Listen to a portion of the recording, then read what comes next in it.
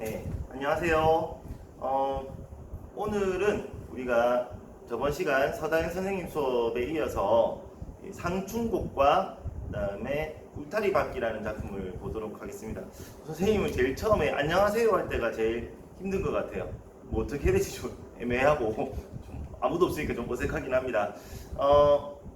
지금 오늘이 며칠이냐면 8월 27일입니다. 목요일인데 처음에는 온라인 클래스를 통해서 여러분들 EBS 강의를 듣고 나서 우리가 그 다음에 선생님들이 정리를 하는 방향으로 가려고 했는데 그렇게 하면 너무 뭐 중복된 것들이 많을 것 같아가지고 선생님들이 같이 그냥 찍기로 했습니다. 그래서 여러분들 중요한 거는 이제 지금 온라인으로 수업 듣는 이 부분들은 오프라인에서 하지 않을 것 같아요. 만약에 한다고 하면 학습 활동 정도를 여러분 모둠으로 같이 한다든지 그 정도밖에는 안 할 것 같습니다. 그러니까 여러분들 온라인 수업이라고 해서 대강 들으면 안 되고 꼭 집중해서 필기할거 하시면서 그다음에 복습도 하시면서 수업을 좀 들어줬으면 좋겠습니다.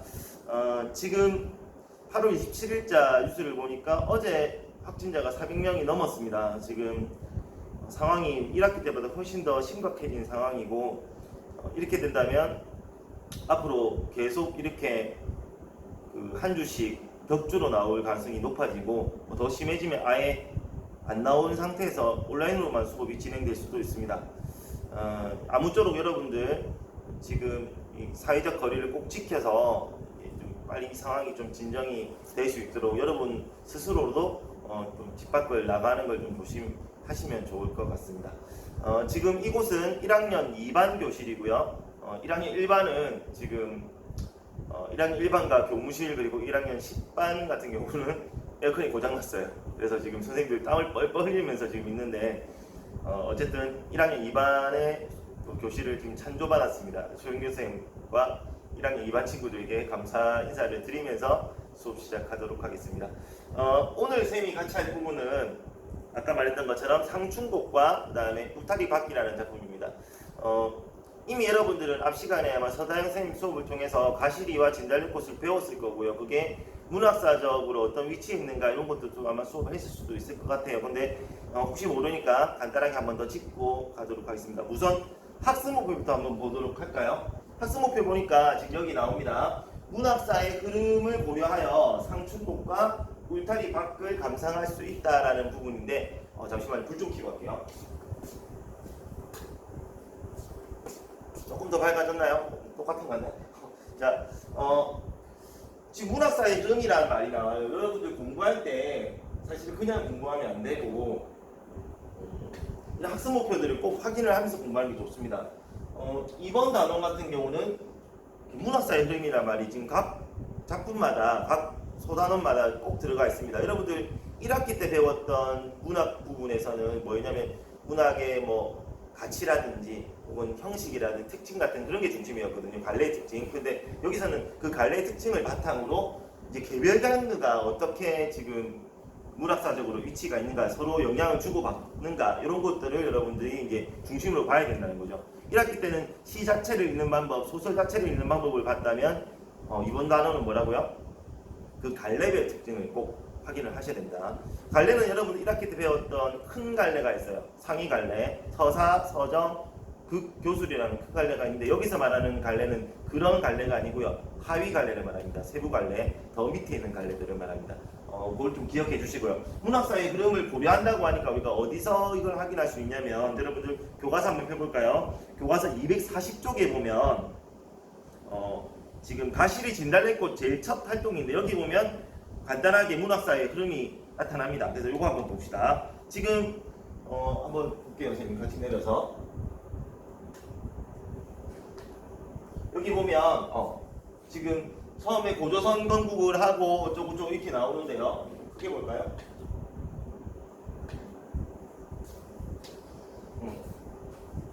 자 여기 보면 지금 제일 처음에는 고대가요, 공고도화가 뭐 나중에 뭐 황조가도 있고 여러 가지가 있긴 한데 그리고 삼국시대에는 향가가 있었고요. 그 다음에 고려시대 때 고려가요가 유행을 했고 그리고 고려 말기쯤에 시조가 발생했다 뭐 이런 것들이 아마 나옵니다. 간단하게. 근데 오늘 우리가 배울 작품은요. 이 중에서 뭐냐면 갈래가 바로 밑에 나오는 여기 나오는 또 가사라는 갈래입니다. 어이구 왜 이래? 가사라는 갈래입니다. 이 갈래니까 여러분들 가사에 대해서 좀 알아봐야겠다는 생각이 좀 들 수도 있을 것 같아요.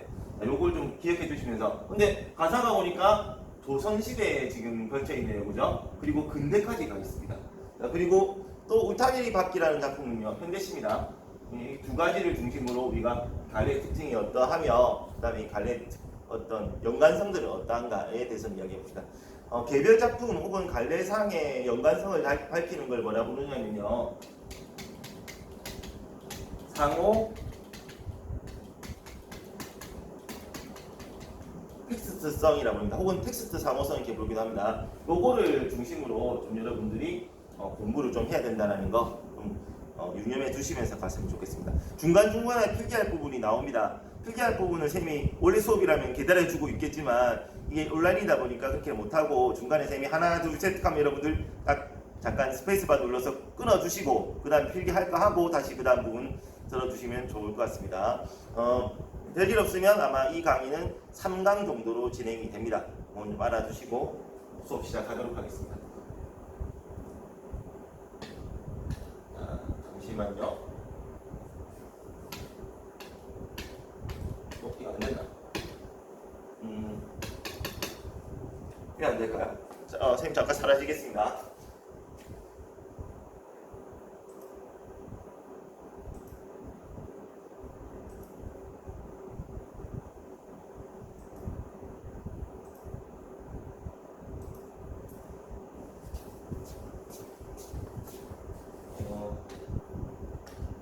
자, 이제 제일 우리가 공부해야 될 부분입니다. 몇 쪽이냐면 250쪽이 됩니다. 여러분 250쪽 펴주세요. 자, 250쪽 하면 이제 제목이 나오고요. 상춘곡 울타리 바퀴라는 제목이 나오고 학습 목표가 나옵니다. 한번 봅시다. 다시 아까 학습 목표 이렇게 있었죠? 오늘 이게 안 되네요. 아까 안 됐는데 갑자기 안 됩니다.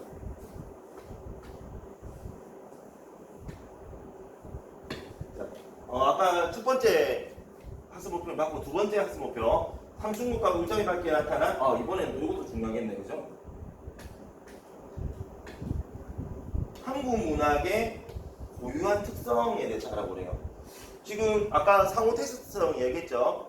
상충곡과 울타리 바퀴를 상호 텍스트로 봤을 때 어떠한 공통점이 나옵니다. 그리고 그 공통점이 우리 한국 문학의 어떤 특징을 보이는가, 곧 다른 말로 다른 서양의 문학이나 혹은 다른 나라의 문학과 뭐가 다른가, 그걸 또 생각을 한번 해봐야 될 것 같아요. 뭐 이런 것들은 사실 딱 답이 나오는 게 아니고요. 작품을 하나하나 해석해보고 둘을 비교해봤을 때 나오는 겁니다. 그럼 조금 이따가 같이 보면서 이야기하도록 합시다.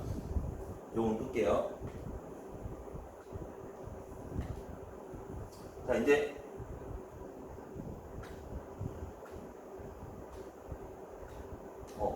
여기 이 부분을 더 넘어가고 바로 작품으로 한번 들어가 보겠습니다. 상춘곡이라는 작품인데, 상춘곡을 보기 전에 우리가 좀 기억해야 될 것들이 좀 많아요.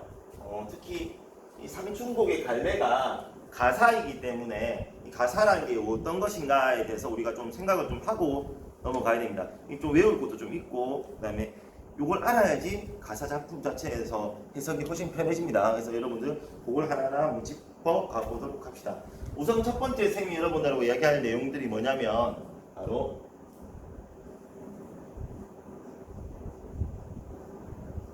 가사 갈래의 이해입니다. 글자가 잘 보이나요? 자, 우선 가사가 무엇인가를 말하기 전에 이 가사는 우리 큰 갈래로는 어디로 들어갈까요? 저번에 1학기 때 우리 쌤하고 했었을 때 초등학교 때 배웠던 갈래가 있어. 뭐 있어? 크게 우리는 음문하고 산문으로 나눈다. 근데 가사는 음문일까요? 혹은 산문일까요? 좀 애매합니다. 왜냐하면 여러분 한번 이렇게 보면 작품을 보면요, 251쪽부터 쭉쭉 보시면 이게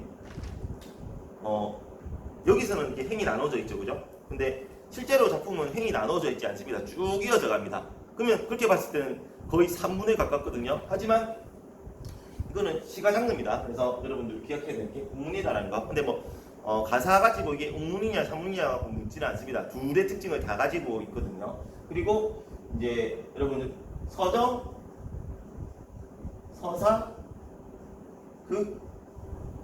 교술로 나누었을 때는 어디에 들어갈까요? 당연히 이제 여러분들 시가니까 어디 들어간다고 생각할 가능성이 없냐면 서정에 들어간다고 생각할 가능성이 없습니다. 맞습니다. 이게 꼭 그렇게 생각할 수밖에 없습니다. 왜냐하면 이 안에 나중에 보면 음보도 나오고 음수율도 나오고 그다음에 여러분들이 알고 있는 뭐 직유법 이런 거 다 나오거든요. 그런데 안타깝게도 얘는 교술에 들어갑니다. 교술의 가장 대표적인 건 뭐 있었어요? 수필이죠. 그냥 이게 수필이에요? 라고 할 수 있겠지만 수필은 아닙니다. 수필하고 근데 되게 비싼 부분들이 좀 많습니다. 음문성은 가지고 있는데 그 안에 들어가 있는 내재적인 원리들이 다 수필과 같습니다.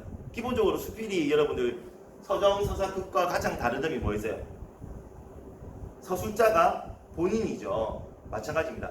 교술 역시 이 가사 역시 교술이라서 서술자가 본인입니다. 시적 화자가 본인입니다. 그러니까 시임에서도 독특하게 뭐가 되는 거예요? 교수장으로 들어간다는 거 좀 생각해 두시기 바랍니다. 물론 그 안에서 서정적 특징이 좀 더 강한 걸 뭐라 부르냐면 서정가사, 그 다음에 서사적인 특징이 강하면 서사가사 이렇게 부르기도 합니다. 그런데 어쨌든 큰 갈래로 봤을 때는 교술로 봐야 된다는 걸 좀 기억을 해두셨으면 좋겠어요. 자, 그리고 두 번째, 이게 첫 번째 이야기였고, 자, 두 번째는 이제 보자. 언제 발생을 했을까? 이런 이야기인데 발생 시기에 대한 이야기를 좀 하자면 아까 우리 240쪽이었나요? 그쪽에서 봤을 때 어떻게 적혀 있었어요? 고려가 아니고 조선 초기쯤에 발생했다 뭐 이런 식으로 적혀 있었는데 사실은 아무도 모릅니다. 정확하게. 지금 남아있는 근거 자료로는 나옹화상이라는 스님이 서왕가라는 작품을 혹은 승원가라는 작품을 쓰셨다고 하는데 그렇게 썼다는 말만 있고 실제 작품은 남아있지 않습니다. 그러니까 최초로 언제 적혔다는 건 알 수가 없습니다. 오늘 배우는 바로 이 상충곡이라는 작품이 남아있는 작품 중에서 제일 오래된 작품입니다. 그래서 최초라 부르진 않고 최고라 부릅니다. 고자가 옛고자를 써가지고요. 제일 오래된 작품 이렇게 부릅니다. 그런 것들 일어났다. 그 다음에 아마도 영향을 어떤 거한테 많이 받았냐고 물어본다면 시조의 영향을 많이 받았을 것 같아요. 그리고 그 앞선 시기에 있었던 경기체가라는 작품이 있습니다. 갈래가 있는데 그런 것들의 갈래를 영향을 좀 많이 받았는데 그것도 조금 이따 다시 이야기 들어봅시다. 자, 그 다음에 세 번째 형식 이야기를 한번 해봅시다. 형식은 여러분들 어디에서 보통 나오냐면 여러분들 시는 크게 형식에 따라서 어떻게 나뉜다고 했죠? 첫 번째 형식이 정해져 있는 정형시, 그 다음에 또 뭐 있을까요? 형식이 정해져 있지 않는 자유시입니다. 기본적으로 고전 시가들은 대부분 다 정형시입니다. 그러면 당연히 가사도 정형시인데 정형시란 말은 어쨌든 형식이 정해져 있다는 거니까 어떤 형식이 정해져 있는지에 대해서 한번 봅시다. 얘는요 기본적으로 여러분들 기억해야 될 게 뭐예요? 3, 4조 혹은 4, 4조에 이건 뭐죠? 음수율입니다. 그 다음에 사음보, 음보는 음보율이죠. 사음보 연속체로 기억하시면 됩니다. 기본적인 형식은 딱 이렇게 되어 있습니다. 3, 4조 혹은 4, 4조를 가지고요. 글자 수가 아니라 3글자, 4글자가 계속 반복된다는 뜻이겠죠. 그리고 사음보로 계속 나타난다. 근데 그게 연속으로 나타난다는 말입니다. 이게 무슨 말이에요? 하는데 요거를 뭐하고 비교하면 되냐면 여기 한번 가봅시다. 시조랑 비교하면 돼요. 여러분 시조의 특징이 어땠어요? 시조 역시 3, 4조 혹은 4, 4조를 가지고 사음보를 가지고 있죠. 근데 얘가 사음보인데 각각 힘이 있었어. 그걸 뭐라고 부른다 했어요? 초장, 중장, 종장. 그러니까 각 장이 지금 사음보로 이루어져 있는 건데 얘는 각 장이 없어요. 그냥 그게 쭉 나열됩니다. 다행히 참고로 우리 교과서에서는 각 행마다 나눠가지고 이게 사음보로 지금 돼 있긴 한데 사실은 이게 없다는 거죠. 쭉 이어져 있는 거예요. 그래서 연속체라 부른다 이렇게 돼 있고요. 그리고 시조가 지금 초장, 중장, 종장이 이렇게 나누어져 있는 것처럼 얘는 좀 더 큰 범위로 나누어져 있어요.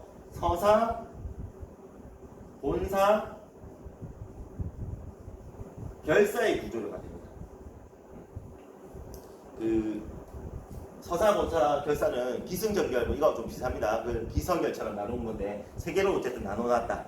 처음, 중간, 끝으로 되어 있다. 뭐 그렇게 기억하시면 될 것 같습니다. 그거를 서사본사 결사라고 나누고요. 그리고 결사의 마지막 행이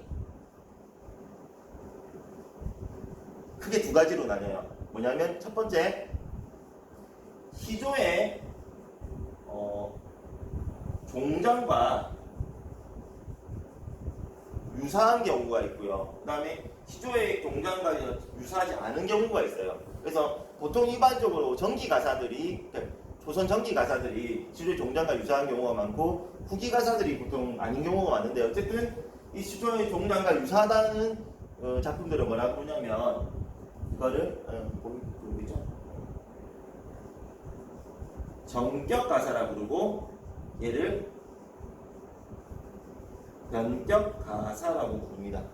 필기하는 부분이 좀 많은데 여러분들 혹시나 필기할 시간이 없으면 아까 말했던 것처럼 멈춰놓고 하시면 됩니다. 요거 좀 기억해 하시면서 가셔야 돼요. 근데 요즘은 다행히 정격 가사냐 변격 가사냐 이런 거 잘 물어보진 않습니다. 대신에 시조의 종자가 유사하다 아니다 이런 말들을 물어볼 수 있습니다. 왜냐하면 가사랑 시조랑 같이 묶어서 물어보는 경우가 꽤 많아요. 그래서 그걸 좀 기억해 두시고요. 그러면 시조의 종장은 어떻게 끝나나요? 시조의 종장은요, 그 세 글자가 고정되죠, 그죠? 첫음보 세 글자가 고정됩니다.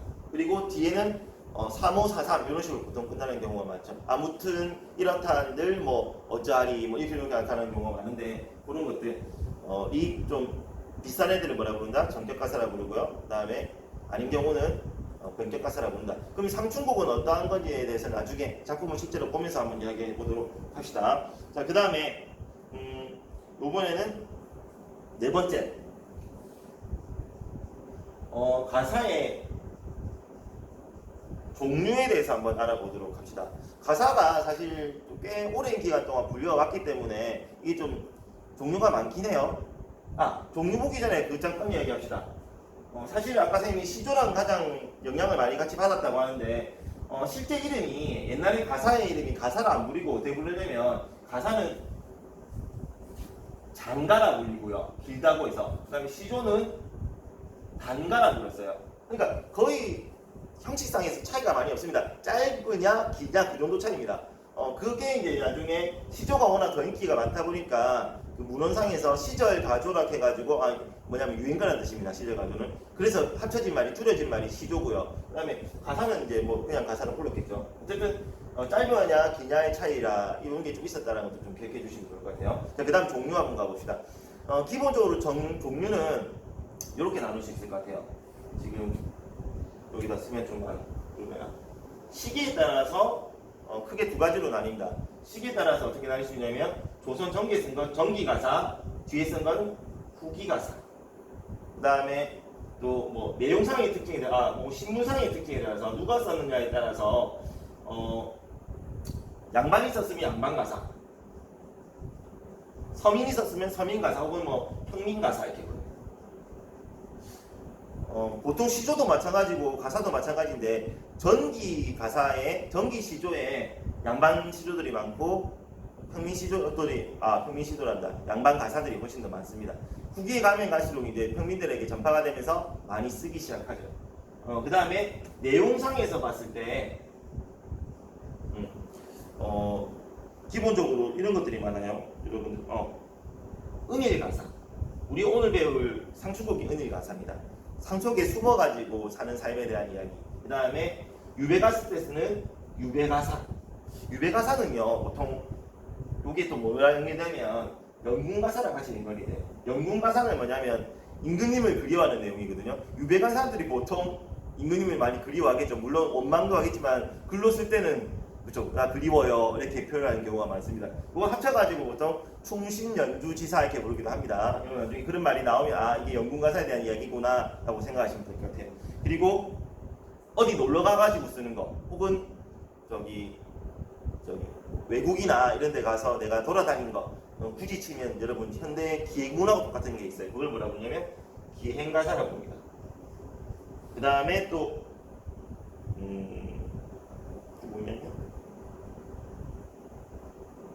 내방가사라는 게 있어요. 내방가사는 뭐냐면 또 조선 전기도 나타나긴 하고 후기에 특히 많이 나타나는데 여성들이 가사를 참 많이 쓰기 시작합니다. 여자들이 쓰는 내용들을 내방가사라고 따로 불러요. 저기 사랑에 대한 이야기라든지 남편을 그리워하는 내용이라든지 뭐 혹은 사람들 여자들이 숭배하는 내용들이 좀 많이 나타납니다. 그런 것들이 있다는 거죠. 물론 이제 내방 가사도 다시 또 나뉘긴 해요. 놀러 가는 내용은 뭐 화전가 이렇게 나누고 그다음에 또 누구를 숭배하는 내용 개녀가 이렇게 보이기도 한데 그거까지는 뭐 아직은 몰라도 될 것 같습니다. 그런 게 있다는 거 정도만 하면 됩니다. 오늘 우리가 할 거는 하는 상춘곡은 전기 가사고요. 양반 가사면서 은일 가사입니다. 이 세 가지만 좀 기억을 해주시면 좋을 것 같습니다. 자, 여기까지 하면 이제 간단하게 가사라는 게 어떤 것이다라는 이야기를 했어요. 자, 그 다음에 지우고 다음 글로 넘어가도록 하겠습니다. 엄마야, 여기 그게 없어요. 자, 선생님이 지우고 나서 다시 영상을 이어 찍겠습니다. 다시 나타났습니다. 지우개가 밖에 있어가지고 지우고 있어요. 앞으로도 이렇게 지우고 하면 시간이 좀 줄어들긴 하겠네요, 그죠? 자, 그 다음에 이제 직접 한번 들어가 봅시다. 이 상춘곡이라는 작품에 대해서 이제 직접 한번 볼 텐데, 누가 썼어요? 정극인이라는 사람이 썼습니다. 이 정극인이라는 사람이 누구냐면, 일단 한번 볼까요? 좀 이따 얘기해. 정극인이라는 작품에 대해서, 이 사람에 대해서, 이거 왜 이렇게 커졌어?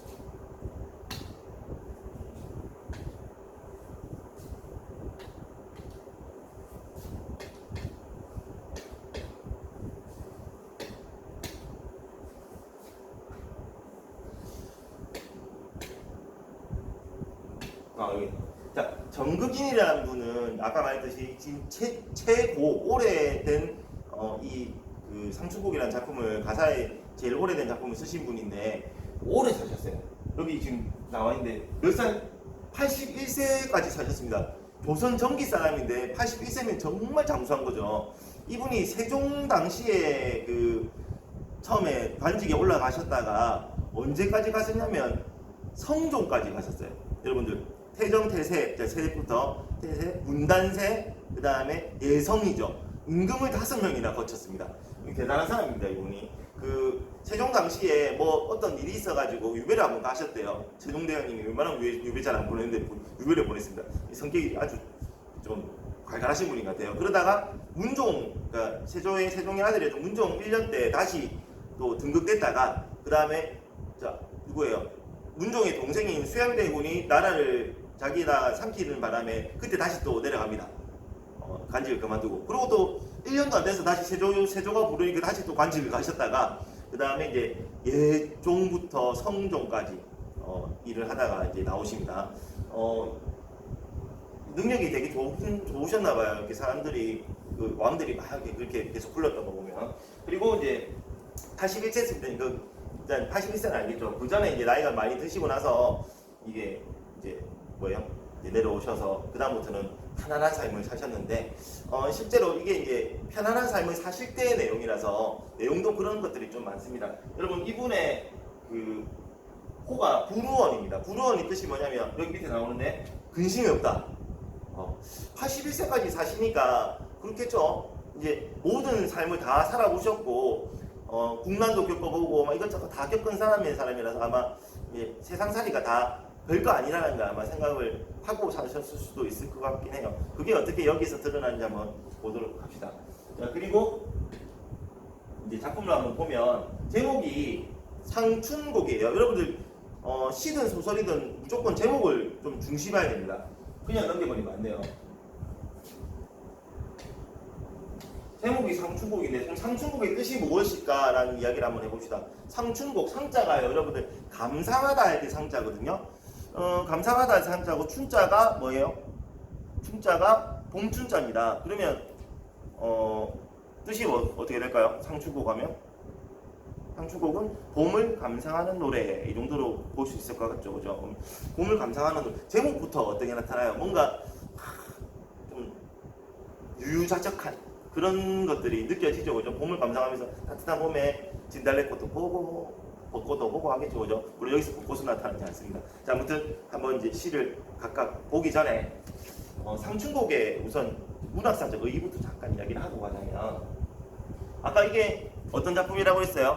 상춘곡은 가사의 제일 첫 작품이라 했죠. 지금 남아있는 작품 중에서. 그래서 이게 영향을 끼친 작품들이 꽤 많습니다. 상춘곡은 A의 문학사적 위상을 한번 보자면, 상춘곡 이후에 비슷한 작품들이 꽤 많이 나와요. 그래서 상춘곡은 특히 정기 가사에서 상춘곡 이후에 연항정가라든지 연항정가, 그 다음에 이건 누가 썼냐면 송순이라는 사람이 있었어요. 그 다음에 성삼별곡, 그 다음에 관동별곡, 누가 썼냐면 정철이라는 분이 있었어요. 이렇게 이어지는 어떤 문학을 만들어내냐면 강호, 가도의 문학을 형성을 합니다. 강호, 가도가 뭐예요? 이렇게 물어본다면요. 강호, 가도는 강호가 보통 뭘 말하냐면 자연을 말해요. 자연을 말하는데 이 자연 속에서 뭔가 도를 내가 깨우치는 그런 걸 말합니다. 여기서 도가 뭐냐고 하면 뭐 어떤 공부 이런 것도 포함되긴 한데, 여러분들 기억나나요? 1학기 때 배웠던 우리 허생전이라든지 혹은 우리 뭐 배웠죠? 수호제기 배웠죠? 수호제기에서 보면 그 어떤 내용이에요? 자기를 계속 지켜나가거나 자기를 어떤 수양하는 것들, 그런 것들을 말합니다. 그래서 어디서 자연 속에서 자기를 지켜나가는 것, 자기를 갈고 닦는 것, 이런 것들을 강호가도라 불러요. 그런 문학을 형성해냈다. 이걸 다른 강호가도 문학 형성. 그리고 요 세 명 모두 다 호남 사람들이거든요. 그래서 호남의 가단을 만들어요. 가단이라는 것은 그런 어떤 같은 식품을 가진 사람들의 집단을 말하는데, 여러분들 그걸 뭐라고 부르냐면 호남 가단을 부릅니다. 호남 가단을 이렇게 만들게 돼요. 이런 문학사적인 어떤 특징을 가진 작품이 바로 상춘곡입니다. 나중에 여러분들이 고2 되면 이제 성삼별곡 혹은 관동별곡을 배울 거예요. 정말 어렵습니다, 사실. 선생님도 사실 공부할 때 고등학교 때도 국어 국문학과를 가고 싶었는데 이 관동별곡을 보고 나서 가지 말까 이 생각까지 좀 했거든요. 너무 어려워요. 근데 다행히 상춘곡을 먼저 배우니까 상춘곡이 조금 쉽습니다. 그래서 읽는 방법을 먼저 배우고 나서 관동별곡 보고 보면 나중에 조금은 쉽게 볼 수 있을 것 같아요. 여러분 이전 교육과정까지만 해도 관동별곡이 1학년에 있었고요. 상춘곡이 2학년에 있었어요. 그래서 애들이 이미 막 문학에서 관동 가사 작품은 포기를 하고 2학년을 가가지고 좀 힘들었었는데, 지금은 좀 반대로 돼 있어서 그나마 조금 낫네요. 자, 호남 가단 있으면 무슨 가단도 있을까요, 여러분들? 영남 가단도 있겠죠, 그죠? 여러분들 누구냐면 이황이라든지 이런 분들의 또 가단을 경정산 가단 이런 것도 있고 여러 가지 있긴 한데, 어쨌든 가사 자체는 뭔가 좀 호남 쪽이 좀 더 강했던 것 같아요. 어쨌든 그런 것들이 있다는 거 정도만 기억해 주시면 좋을 것 같습니다. 자, 이제 여러분들 지우고 시를 이제 한번 같이 보도록 합시다. 하나 천천히 볼게요. 오늘 첫 시간은 조금 천천히 보고 다음 시간부터는 조금 더 자세히 보겠습니다. 빨리 보겠습니다.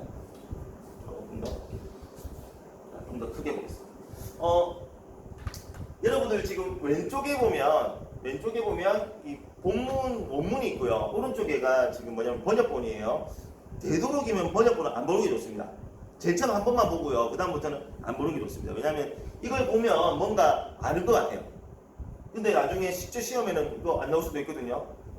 수능에도 마찬가지고 본문만 나옵니다, 보통. 그러면 원문만 나왔을 때 여러분들 읽으면 헷갈려요. 그래서 처음부터 원문만 보고 하는 연습을 하는 게 좋습니다. 생각보다 어렵지 않습니다, 그냥 읽어보면. 그래서 지금부터 선생님 시간을 줄 테니까 여러분 스페이스바 누르고 뭘 하냐면 이 시를 한번 읽습니다. 눈으로 읽으면 안 됩니다. 입으로 꼭 읽어야 됩니다. 입으로 읽어보면 생각보다 어렵지 않습니다. 그래서 읽을 때는요, 자, 어떻게 읽는 게 좋냐면, 이 시가 뭐였어요, 여러분들? 아까 3, 4조는 4, 4조의 연속체라고 불렀죠, 그죠? 그래서 그 연속체가 어떻게 나타나는지를 생각하면서 학교실에 계신 선생님들께서는 사음보를 중심으로 읽어보시면 좋습니다. 예를 들면 지금 제쳐보 이렇게 되겠죠? 홍진의 무침근내 인해생에 어떠한 거 옛사람 풍류를 미칠까 못 미칠까 이런 식으로 끊어서 읽어주시면 됩니다. 그래서 입으로 한번 읽어보세요. 입으로 읽어보면서 중간중간에 이제 모르는 단어들이 나와도 그냥 쭉 있습니다. 그러면 전체적인 느낌은 어떤 느낌인지 알 수 있습니다. 물론 이제 나중에 정말 모르는 단어들 나오면 그때는 여기 교과서에 보면 설명 다 돼 있어요. 그 부분에서. 그래서 그렇게 참고를 하면서 읽는 연습을 하시면 여러분들 나중에 고전 시가가 나왔을 때 어려움을 좀 해결할 수 있긴 합니다. 자, 이렇게 한번 읽어보도록 합시다. 자, 지금부터 읽어주세요. 자, 스페이스바 끝났죠? 자, 누르시고 다시 이제 지금부터 작품에 대해서 한번 같이 보도록 합시다. 조금 전에 말했던 것처럼 이 작품은 3, 4조 혹은 4, 4조의 사음보 연속체입니다. 그리고 특징이 뭐라고 했어요? 또 형식적 특징이 서사, 본사, 결사로 이루어졌다 했죠. 그럼 당연히 이 부분은 뭐가 될까요? 우리가 딱 체육 첫 부분이니까 당연히 서사 부분이 될 것 같아요. 보이나요? 잘? 자, 서사 부분이 될 것 같고요. 그 다음에 이제 또 내용 각 행위를 한번 볼게요. 실제로 행위 없습니다. 홍진의 무친분내, 인해생에 어떠한 거 하면서 지금 몇 음보로 나타난다?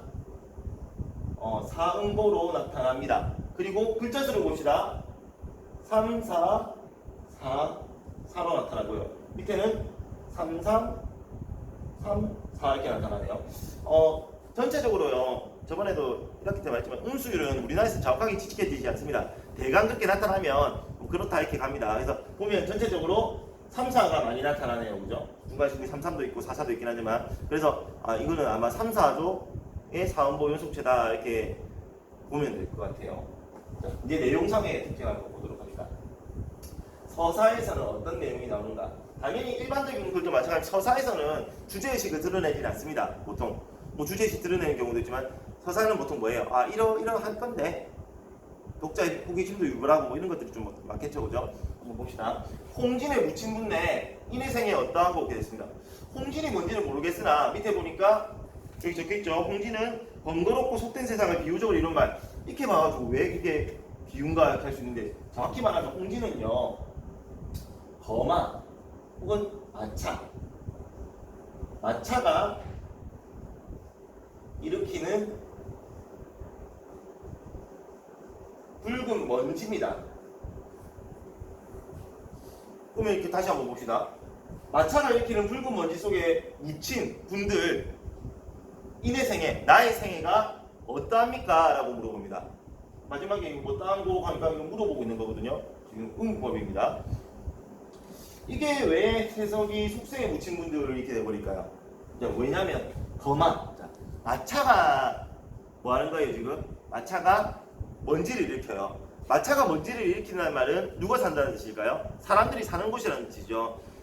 아무도 없는 자연 속에서는 마차가 다닐 일이 없죠. 한마디로 그 마차가 일으키는 먼지가 있는 곳이라는 곳은 사람들이 사는 곳이다라는 것이죠. 이게 이제 중국의 쌤이 시기는 까먹었는데 예전 중국 되게 옛날에 어떤 지역에서 이렇게 마차가 다니면 붉은 먼지가 일어났다고 해요. 그리고 그쪽이 이제 좀 약간 번거롭고 이런 세상들이었다고 합니다. 그래서 그거를 이제 비유적으로 나타냅니다. 홍진이라는 말을 통해서 붉은 먼지를 통해서 이게 속세를 드러내고 있어요. 속세는 사람들이 사는 세상을 말하죠. 이게 이제 이렇게 표현되는 걸 비유긴 비유겠는데 어떤 비유일까요? 음유일까? 음유도 아닌 것 같아요. 음유는 A는 B 형식으로 나타나야 되고 직유도 아니죠. 직유는 뭐뭐 한 듯한 게 나타나는 게 없습니다. 요거는요 뭐냐면 대유입니다. 물론 대유 갖고 시험에 뭐 나올 수도 있고 안 나올 수도 있긴 한데 대유는 여러분들 기억나는지 모르겠지만 잘 몰라요. 보통 많이 헷갈리는 게 대유인데 대유는 속성이나 사물의 속성이나 혹은 또 뭐예요? 부분을 이용해서 전체를 드러내는 걸 뭐라고 하냐면 대유라 불러요. 지금 뭐예요? 붉은 먼지라는 이 작은 부분을 통해서 속세라는 큰 전체를 드러내고 있으니까 대유라고 볼 수 있죠. 자, 그리고 이제 여기 이렇게 말하는 거예요. 그래서 이제 속세에 묻힌 사람들아 내 생에 어떠합니까? 라고 이렇게 물어보고 시작합니다. 독자 호기심 유발이죠. 자, 옛사람 풍류를 미칠까 못 미칠까? 옛사람은 아마도 여기서 말하는 옛사람은 선인들을 말하는 것 같아요. 선인. 예전에 막 뛰어났던 사람들, 이 사람들의 풍류를 내가 미칠까? 풍류는 여러분들 유유자적하면서 뭔가 멋지게 사는 삶을 말하겠죠, 그죠? 이런 풍류에 내가 미칠까 못 미칠까? 또 미칠까 못 미칠까 하면서 물음을 끝납니다. 근데 이거는 진짜로 물어보는 걸까요? 아니야. 나 지금 옛사람의 풍류만큼 나 잘하고 있어 라는 걸 지금 마음 먹이는 걸까요? 자부심을 드러내고 있는 겁니다. 곧 대답을 요구하지 않는 거죠. 그럼 이거 뭘까요? 서리법입니다. 서리법을 하는 이유는 보통 자기가 주장하는 바를 말하는 걸까요? 강조하기 위함이 가장 강해요. 그러면 어떤 걸 강조하고 싶었던 걸까요? 내가 풍요롭게 잘 살고 있다.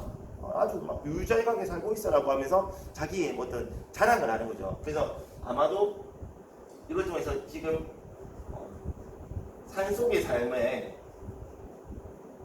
이게 왜 산이에요? 좀 이따 보면 산이에요. 자연 혹은 산속이라 좀 합시다. 자연에서의 삶에 대한 자부심 같은 게 드러나는 거 아닐까요?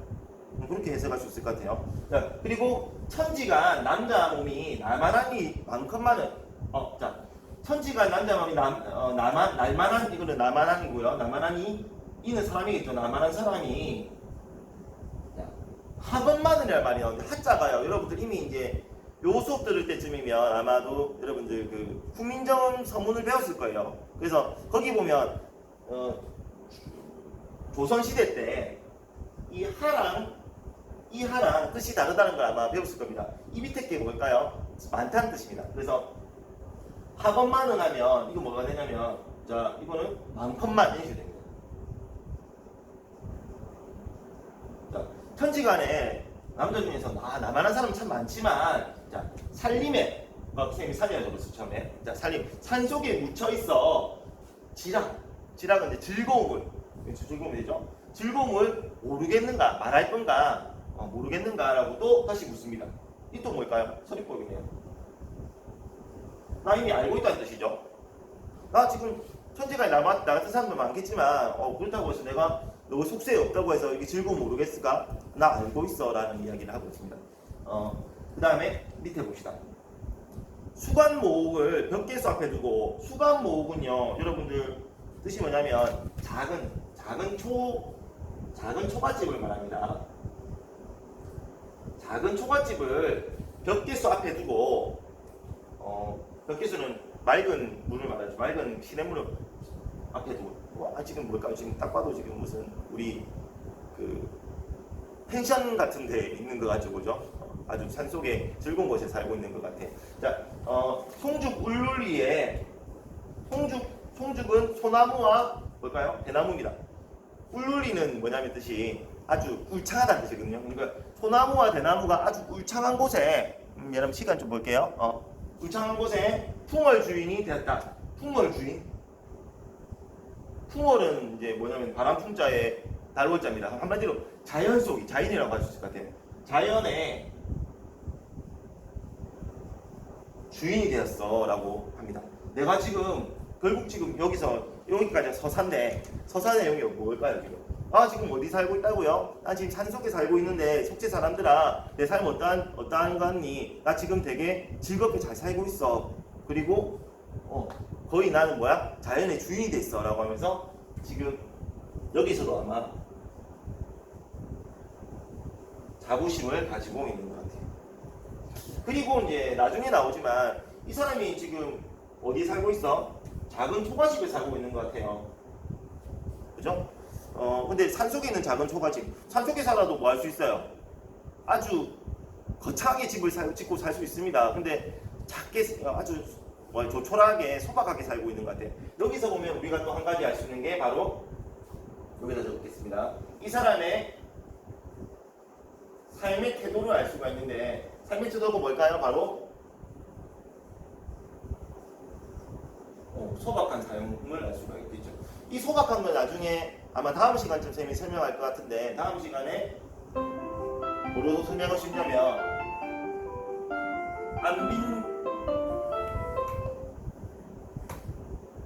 안빈 납도라는 개념과 안분지족이라는 제도가 있어요. 요거랑 연결이 됩니다. 요거는 다음 시간에 설명을 하도록 하겠습니다.